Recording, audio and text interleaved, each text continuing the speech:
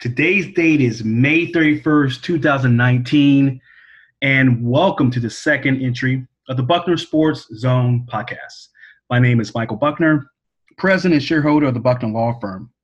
This podcast covers topical issues impacting or influencing college, professional, and amateur sports. Today, we're going to cover two topics. The first topic is the rapper Drake, his recent behavior, the NBA, and fan codes of conduct. And then our second topic is going to be about the legal implications of the SEC's lifting of the ban on alcohol sales at conference athletic contests. So looking forward to discussing those two topics. For those of you who are subscribers to this channel, I thank you. If you would like to be a subscriber and you like to hear or you like what you hear, please hit the subscribe button. I greatly appreciate it. Before we begin, I got to get all the legal stuff out of the way. I just want to inform you that the information discussed during this podcast is provided for informational purposes only and should not be construed as legal advice in any manner. Do not act or refrain from acting upon this information without seeking professional legal counsel. So let's get started. Let's talk about the first topic. Now, last night was the first game of the NBA Finals. The Toronto Raptors, for the first time in their franchise history, Canada's team is in the NBA Finals. They won the first game against the Golden State Warriors in a pretty good game. The arena was just loud and crazy, and of course Canada is definitely behind it. According to some reports, most of the United States is behind the Raptors. But one of the most famous Raptors fans is the rapper Drake. And as many of you may have seen or witnessed or read in the papers, some of his courtside behavior has caught the attention of the NBA, the media, and coaching staffs of other teams. And in fact, during the most recent Eastern Conference Finals, I believe, Drake during play had walk up behind the Raptors head coach and gave him a shoulder massage. And apparently, according to media reports, the NBA had some type of conversations either with the Raptor franchise or with Drake himself to go over some of the do's and don'ts. So as I was reading this, it just struck me about fan codes of conduct. And it's now commonplace that most athletic events, most professional leagues like the NFL, NBA, etc., they have developed fan codes of conduct. And what are those? Well, those are policies, declarations as to what is permitted, what is not permitted, what is prohibited by fans during athletic contests. And that if a fan is found to have violated that code of conduct, that can subject that fan to whatever adverse action that the team, operator of a sporting event, professional sports league, or any other sports entity that's running that type of event can use against that particular fan. There's been instances in which fans have been barred for life or for a period of time for violating the fan code of conduct, like stepping onto the field when, of course, during the when they're not allowed to, throwing items onto the playing surface, getting into physical fights, causing serious injury to other customers or other persons at the sporting event.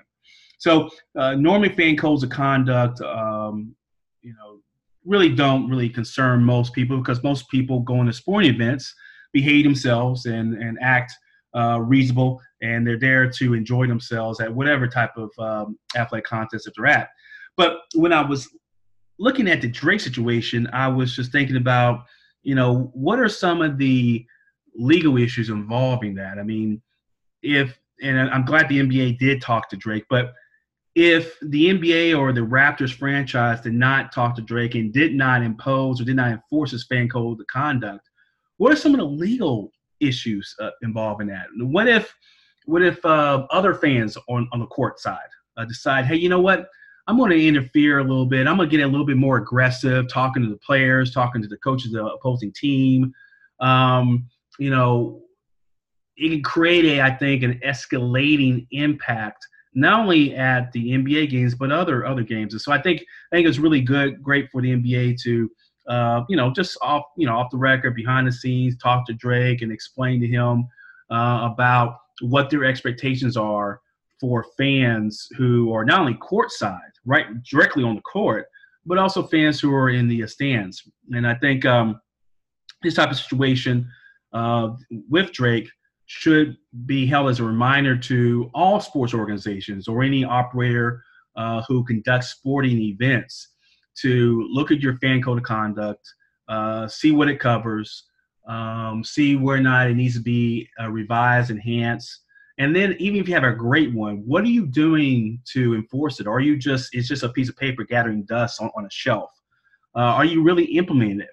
Or if there are any uh, high or big donors, high dollar donors or big donors out there, do you allow them to bend that code of conduct? Do you allow them to do behavior that you probably would not permit other customers who are not paying high dollar tickets to do? So it was an interesting situation. We'll see where or not Drake's code conduct throughout the NBA Finals changes. I know he got in some type of verbal altercation between one of the Warriors players at the end of Game 1. And so I think the NBA is really unique among a lot of the sporting leagues because unlike the NFL, Major League Baseball, hockey, and other Major League Soccer, the UFC, and other major sports in the United States and Canada, the fans are directly on the court. And so I think that's really incumbent upon the NBA and its individual franchises to really impose strict liability on his fan code of conduct because the fans are directly interacting with the players during the game, and you just wouldn't want any type of physical altercation to come about because of an overzealous fan getting into a verbal altercation with a player or with a coach, and that no matter what the intent can spill over and create even a larger incident. So just look at that, and as you're looking at the NBA Finals or any sporting event, just look at, what would you do if you were the operator of that sports franchise or that arena operator or the league that particular teams belong to. If you see any type of conduct from a fan that you think goes beyond what a reasonable fan would do, what would be the reasonable behavior of that fan in that particular context? So I'll be revisiting this issue as I do a little bit more research into the law dealing with fan codes of conduct and some of the implications of not following your own code of conduct. If anyone has any comments on that topic, don't hesitate to email me at michaelbucknerlaw@gmail.com. I'd be really interested to hear what people are thinking out there about codes of conduct that you may have to follow when you go to particular sporting events. So I thought it was an interesting issue in light of what Drake did on the sidelines during the Eastern Conference Finals. Moving on to our second topic, recently, I believe it was either yesterday or today, the Southeastern Conference, which is, for those of you who don't follow college football, is one of the major college athletic conferences in the United States.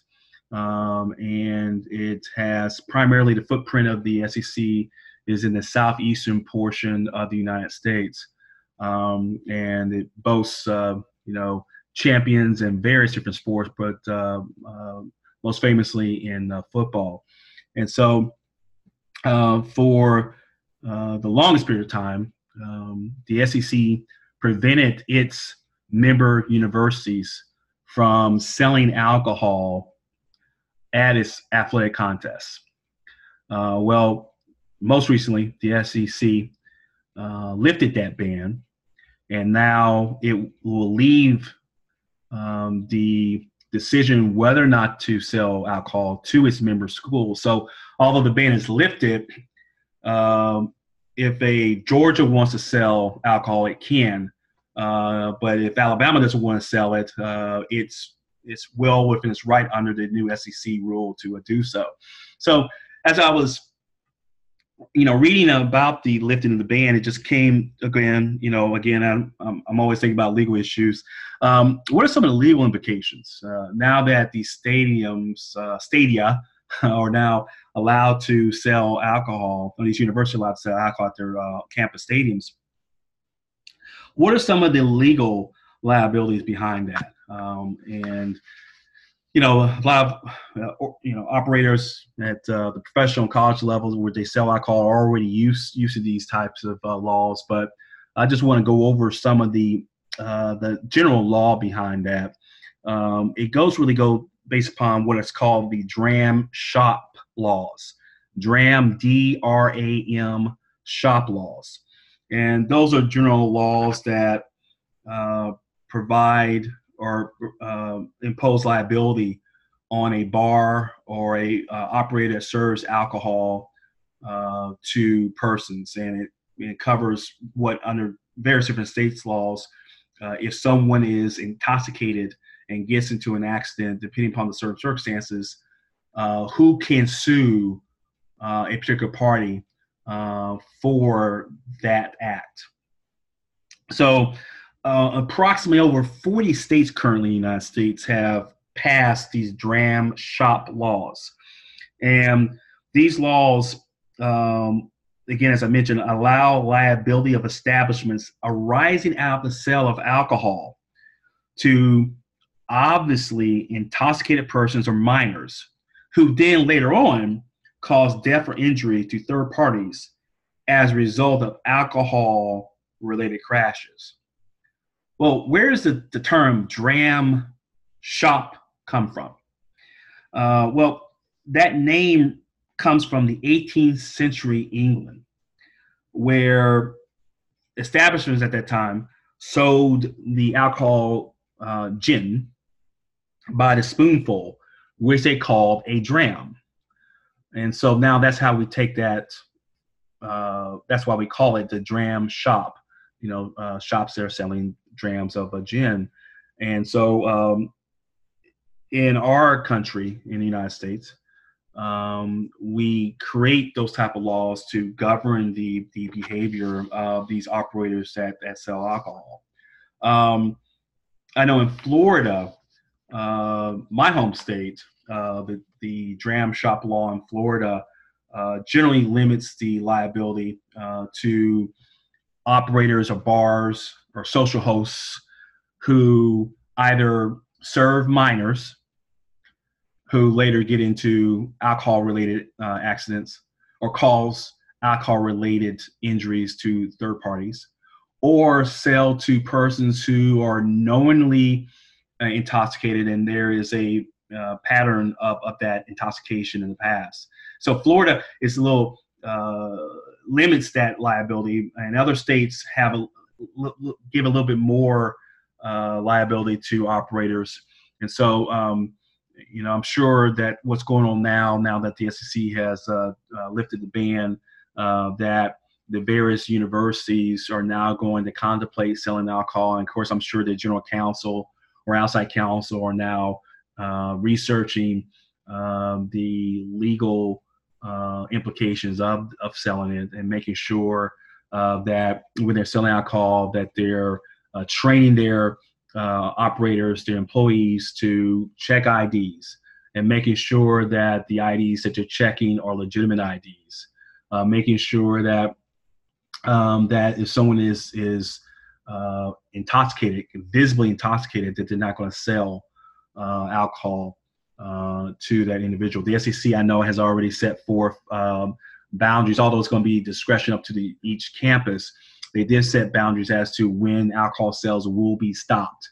generally speaking, is after the third quarter at most sporting events for football, and at certain points in the second half for basketball events. And it's going to be, again, the conference has set forth rules, and depending upon the sport, when alcohol sales will be concluded. But those universities are really going to have to look at proper training and making sure that, especially when you're dealing with these college environments where you have college students who are going to be consuming alcohol, making sure that they don't sell to minors. And that is one of the for all dram shop laws, no matter what state that you're in, if you're selling alcohol to a minor, that is definitely going to trigger the dram shop law in a particular state. In fact, in some states, if you're a minor and you're under the age of 21 and you go and serve alcohol at a bar or stadium or other place where alcohol is served, and you later get into an accident, minors in some states under the dram shop laws can sue the person that served you. Although you know that you're a minor, the dram shop laws imposes that liability on the operators. So it's just very interesting area of the law. I know, again, most arenas already sell alcohol, so this is nothing new for the vast majority of this country and in Canada. But for those campuses part of the SEC, which they have not sold alcohol, this is going to be a new environment, new era that I'm sure they're going to be get quickly up to speed on, and making sure that everyone is safe and sound, because the operator of a sporting event, an arena, football stadium, ice rink, etc., when you're inviting people onto your property, you have the legal duty to provide safe environment for persons that you're inviting on, those people that you're inviting on, or those people who are purchasing tickets and coming to your event. And that under the dram shop laws, that zone of safety again extends once people leave your stadium, if you have again not followed the law, selling to minors or selling to obviously intoxicated persons, that liability then still extends when they leave your establishment, and if they unfortunately cause an alcohol-related injury or accident. So it'll be interesting how to see what happens, and hopefully nothing terrible happens with the sale of alcohol at these SEC schools. But again, they'll probably be, I'm confident they'll be doing all they can to make sure that the sale of alcohol is not only a smooth operation, but that they don't run foul of any dram shop laws. Well, that concludes our little conversation today. If you have any questions or would like a topic to be discussed during a future podcast, please email me at michaelbucknerlaw@gmail.com. That's michaelbucknerlaw@gmail.com. Thank you for joining me this afternoon, and I hope you have a wonderful weekend, and look forward to sharing some sports law with you in the not too distant future. Take care.